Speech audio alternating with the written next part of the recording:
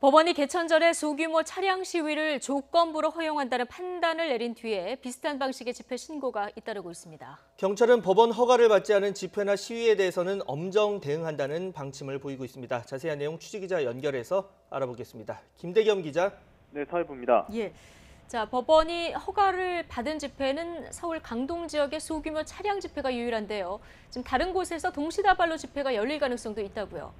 네, 그렇습니다. 현재까지 법원이 허가를 해준 차량 집회는 시민단체인 새로운 한국을 위한 국민행동이 진행하는 강동 지역 집회 한 건이 유일합니다. 소규모 차량 집회에 한해 법원이 집회를 허용하기로 한 건데 집회 참가 차량은 9대 이하로 제한됩니다. 또 주최 측은 참가자 목록을 사전에 경찰에 제출하고 대면 모임이나 접촉을 하지 않는 등 9개 조건을 지켜야 합니다.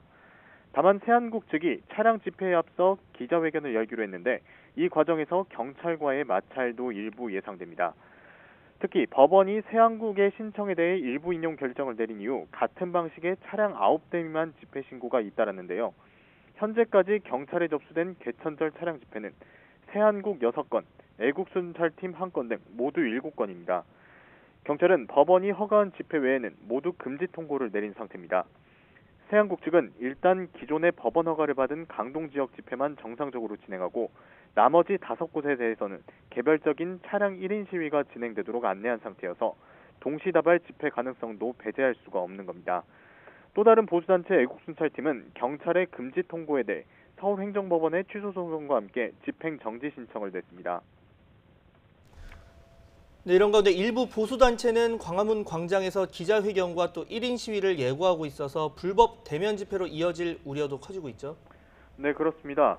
우선 개천절 당일에 경찰에 신고된 집회 건수는 오전 8시 기준으로 모두 1,344건입니다.